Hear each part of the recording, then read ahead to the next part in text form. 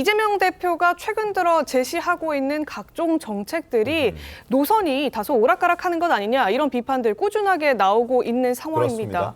이 불과 지난 3일에만 해도 반도체법 주 52시간 예외 관련해서 과거 입장 바꾸면서 맞습니다. 수용하겠다 이런 입장을 보였는데 결국에는 당에서 이 조치 하지 않겠다고 결론 짓는 분위기입니다. 먼저 내용 들려드리겠습니다.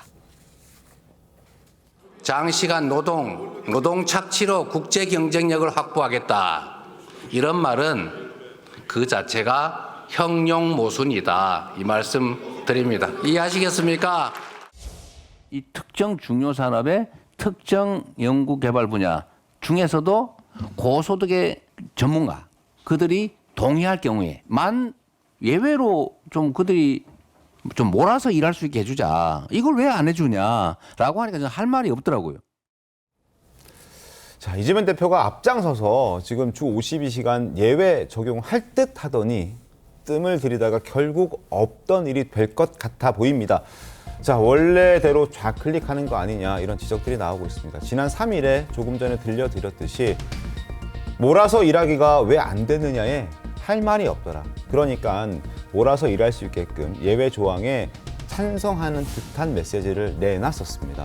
그런데 민노총에서 반대하고 당에서도 반대하는 목소리가 나오자 결국에는 슬금슬금 말을 바꾸기 시작하더니 지난 10일에 교섭단체 대표 연설에서는 급기야 주 4일 근무 국가로 나아가야 한다. 이런 목소리까지 내면서 주 52시간 예외 조항을 아예 없앨 듯한 목소리를 냈었습니다. 그러다 결국 오늘 조간신문을 통해서 확인한 내용이 바로 아예 없애겠다라는 취지로 가는 것 같더라고요. 네, 그렇습니다. 이 동아일보에 났는데요. 민주당 핵심 관계자가 노동시간 연장 문제는 이해 당사자가 얽혀있기 때문에 일방적으로 처리할 수가 없다. 반도체 특별법에 주 52시간 예외 조항을 넣지 않기로 당의 방침이 모아졌다. 지금 이런 보도가 났는데요. 이건태 의원님 일단 맞습니까? 저도 이제 그 기사는 봤는데요. 지금 상황은 이제 주 52시간 문제가 반도체법 개정 관련해서 나왔잖아요. 네. 근데 이제 그때 이제 이재명 대표가 그 토론회에서 했던 말씀도 방금 보도가 됐는데 네. 그런데 이제 그 반도체 업계뿐만 아니라 네. 다른 업계에서도 저 요구를 이제 하는 겁니다. 그렇게 되면 52시간 예외를 그렇지, 해달라. 예. 해달라. 그러면 이제 저 특수한 상황에서 특수한 조건에서 이 52시간 부분을 약간 융통성 있게 바꿀 것인지 물론 총 노동 시간은 여전히 유지하면서 예. 그렇죠. 그 논의를 그럼 반도체법 분야에서만 해야 할 거냐 다른 분야까지 함께 할 거냐 그러면 특수한 반도체법에만 담을 거냐 아니면 근로기준법에 담을 거냐 이 논의가 확장돼 버린 겁니다. 네. 그렇기 때문에 이 부분은 노동계 등의 의견을 더 들어서 가장 합리적 대안이 뭔지 이런 것을 지금 고민하고 있는 단계지 무슨 반도체법 관련해서 52시간 부분에 대해서 완전히 입장을 바꿨다 이렇게까지 나가는 것은 그건 팩트가 아니다 이렇게 아직 말씀드립니다. 좀 여지가 있다는 말씀이신 건가요? 지금 말씀드린 대로 네. 반도체법에서 52시간을 유효하는 부분을 논의를 했잖아요. 네. 그런데 다른 산업 분야에서도 요구가 들어오고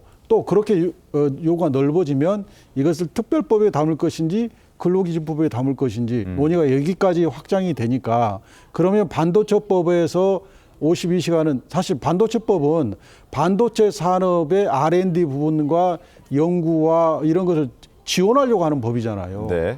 그러니까 그러면 반도체법 52시간 부분은 좀 더 논의를 하고 예. 반도체 부분이라도 빨리 합의해서 지금 반도체가 굉장히 우리가 경쟁력이 뒤처지는 이런 위기에 있으니까 이 부분을 빨리 먼저 가야 되는 게 아니냐 하는 논의가 있는 거죠. 그리고 그런 논의에 대해서는 국힘당도 반대할 이유가 없어요. 근데 국힘당은 이제는 52시간이 안 들어가면 반도체법 못 간다. 이게 주객이 본말이 전도된 주장까지 하고 있단 말이에요. 이것은 옳지 않은 거죠.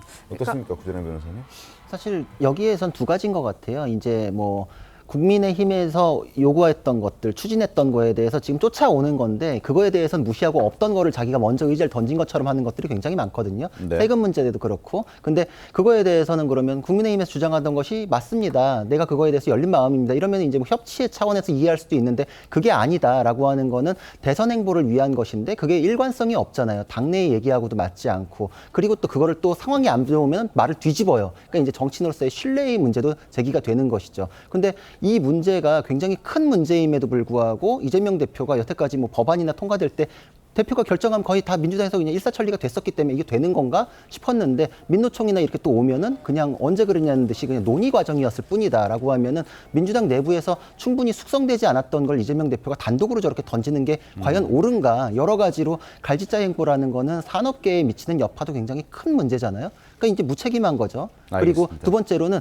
이걸 뒤집는 거에 대해서는 이렇다 저렇다에 대해서 변명이 없어요. 그러니까 이거는 정치인으로서의 신뢰의 문제에 대해서는 해명을 계속 해야 된다 생각합니다. 알겠습니다. 분명히 말씀드리지만 이재명 대표가 뒤집는 바가 없었고요. 계속해서 논의가 확장됐기 때문에 추가 논의하고 의견을 듣는 과정이고 산업 감명합니다. 반도체법 지원, 반도체 산업 지원을 할 거냐 말 거냐 해야 된다는 거잖아요. 그러면 거기에 반도체 지원이라는 큰 본류, 네. 본류는 국민의힘도 반대하지 않을 거니까 그럼 반대하지 않은 부분에 빨리 합의해서 지원을 해주자. 여기에 대해서는 이재명 대표에 대해서 논란이 나올 여지가 없잖아요. 네. 이거 빨리 합의해서 통과시키고 그다음에 그러면 반도체법에 대해서 주 52시간을 약간 융통스럽게 열지 이 부분은 추가 논의를 하면 되잖아요. 추후에 더 논의해보겠다. 일단 논란의 여지가 있는 것들은 좀 차치해 놓고 여야가 합의해 있는 반도체 특별법 그 부분만 일단 우선 통과시키는 것이다. 논리적으로 모순된 게 하나도 없고 못 갈 게 하나도 없는데 예, 그거는 52시간 그 문제를 가지고 반도체법을 잡는다면 반도체 산업을 지원하겠다고 하는 국민의힘의 의사가 진정성이 있는 것인지 의심할 수밖에 알겠습니다. 없죠. 일단 네. 사실 근데 일단 네. 반도체 특별법에서 이번 반도체 특별법에서는 빼는 거잖아요. 네. 그렇죠. 아니 그렇게 그렇기 방침을 때문에 정했다는 동아일보가 보도가 저렇게 나왔습니다. 지금 보도를 한 거죠. 네. 그게 뭐 왜 그 입장이 바뀐 게 아니라고 얘기를 하시니까 저는 좀 그 의아한데 입장은 바뀐 거죠. 법이라는 게 뭐 오늘 하나 저 법 바꿔놓고서 또 금방 며칠 만에 또 바꿀 수 있나요? 상당한 시간이 필요할 텐데요. 네, 알겠습니다. 이 뭐 내부적으로도 이제 더 논의해보겠다 네. 이런 얘기를 같이 하시니까요. 그러니까 민주당에서는 형평성을 좀 따져보자는 차원인 것 같은데 지금 최병욱 위원 말씀해 주셨듯이 이번에 논의가 됐었던 반도체법에는 이게 핵심 사항이었으니까 국민의힘 입장에서는 이 부분이 빠졌다는 부분은 그래도 말바꾸기를 하는 것 아니냐는 비판에서는 좀 자유롭기는 좀 어려울 것 같다는 생각도 듭니다. 네, 비명계 그러니까 당 내에서도 이 부분에 대해서 불만들이 조금씩 나오고 있습니다. 네. 이른바 이재명 대표의 우왕좌왕 행보 문제다 이렇게 지적을 하는 건데요. 들어보겠습니다. 우리 당의 정체성이나 노선을 바꿀 수 있는 또는 노선과 관련된 정책은 민주적인 토론과 수기 절차를 반드시 거쳐야 되지 않을까. 우리가 추구하는 가치와 철학은 그 정체성을 분명히 유지해야 된다고 생각을 합니다. 당의 그냥 이 본질을 규정하는 그런 정책 같은 거 있잖아요. 네. 이런 부분을 그렇게 당 대표가 일방적으로 쉽게 바꿔서는 안 되죠. 예, 지금 비명계에서는 특히나 지금 전 국민 25만 원 지급, 이재명 대표의 대표 공약이라고도 볼 수 있는 이 25만 원 지급에 관련해서 맹공을 퍼붓는 그런 분위기입니다. 보시면 김경수, 이광재, 김부겸 모두 지적을 하고 있는 건데요. 전 국민에게 지금 똑같이 나눠주자는 건 더 이상 하지 말자. 어려운 분들에게 좀 선별적으로 촘촘하게 그리고 두껍게 지원을 하자. 이런 주장하고 있고요. 이광재 전 의원은 더 강도 높게 비판했습니다. 정신 좀 차리자. 정도를 가자. 전 국민 25만 원 지원은 그 정도가 아니다. 김부겸 전 총리도 골든타임 놓친다. 25만 원. 고집을 버려야 한다. 이런 얘기하고 있습니다. 특별히 더 중요한 부분에 예산을 좀 집중해서 써야 하는 것 아니냐 이런 얘기인 거죠. 자, 여기에 대해서 이재명 대표도 입장을 밝혔습니다. 비명계 맹공에 이재명 대표는 어떻게 이야기를 했을까요? 들어보시죠. 우클릭 했다고 저를 자꾸 모는데 저 우클릭 안 했어요. 원래 내가 제자리 있어요. 민주당은 그런 서민들을 위해서 분배에 집중하는 그런 정당이 아니에요. 근데 그렇게 오해되고 있는 거죠. 성장해야 뭐 분배도 있다. 성장을 해야 일자리도 생긴다. 근데 이런 걸 얘기를 우리가 좀 많이 하다 보니까 입장이 바뀌었나 봐. 이런 이제 생각들을 하고 언론도 일부러 그걸 막 꼭 찝죠. 일부러 뭔가 전향한 것처럼. 표변했다. 뭐. 네. 네, 지금 이런 얘기들이 나오니까 국민의힘에서는 지금 우클릭 한 적 없고 제자리에 있는 거다 이런 네. 얘기가 지금 말이 되느냐. 말이 행보가 되느냐. 지금 오락가락하고 있는데 한 적 없다 이런 반응은 좀 낯설다 이런 주장들을 하고 있는 것 같습니다. 최영호 의원님, 근데 이제 그냥 일반 국민들이 볼 때는 이제 아까 말씀 주셨듯이 바꾼 거로 보일 가능성이 더 크다는 거잖아요. 아니 그러니까 이번 반도체 특별법 개정안에서는 빼겠다. 그럼 그게 바꾼 거지 뭘 바꾼 겁니까? 그리고 그럼 앞으로 논의해 보겠다. 그렇게 되면 언제 또 법을 바꾸겠습니까? 25만 원 저 문제는요. 그 사실은 우리 기억에도 생생합니다. 그 추경을 해야 되는데 추경에 25만 원 부분이 들어가면 추경을 안 하겠다고 하면 내가 그걸 양보하겠다는 식으로 얘기를 했던 거잖아요. 네. 그러더니 이제 그 30조 추경에 슬그머니 그걸 다시 넣었어요. 그게 바꾼 거지 뭘 바꿨다고 얘기하는, 저희가 바꿨다고 얘기를 하는 게 아니고 네. 그거는 중간지대에 있는 현장 기자분들이 보시기에도 25만 원 뭐 양보할 뜻을 밝혔다가 25만 원을 그 민주당 단독 추경안에 넣었으면 쿠폰 그게 뭐 이런 바뀐 거죠. 형식으로. 아니 뭐 쿠폰이든 현금이든 뭐 지역화폐든 뭐든 25만 원이 들어가 있잖아요. 네, 네. 그걸 가지고 자꾸 뭐 그 나는 가만히 있는데 그러면 뭐 기자들이 바뀐 건가요? 저는 그건 시청자분들이 충분히 평가할 수 있다고 생각합니다.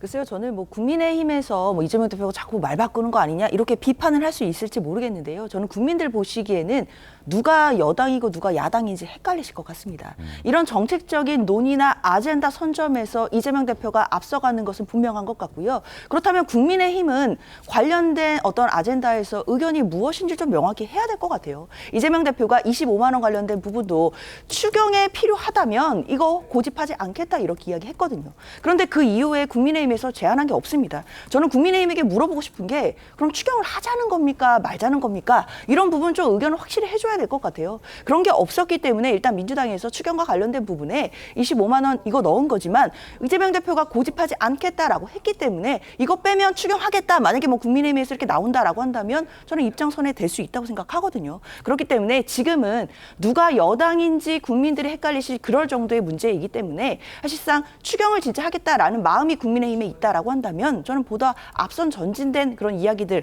뭐 어떤 제안 나와야 된다 생각합니다. 근데 그 비명계 주자들은 그 전 국민 25만 원 그 공약 자체를 이젠 좀 바꿔야 된다라는 주장도 하는 것 같거든요. 그 부분은 어떻게 보세요? 그렇죠. 뭐 당 내에서 얼마든지 뭐 이견이 있을 수 있고 얼마든지 뭐 여러 가지 의견들 나올 수 있다고 생각합니다. 근데 저는 좀 아쉬운 부분은 지금과 같은 시점에서 사실 당 대표를 직격하는 그런 이야기들이 나오는 것, 특히 공개적인 발언이 나오는 것에 대해서는 당 내부에서 좀 우려되는 사항들은 있거든요.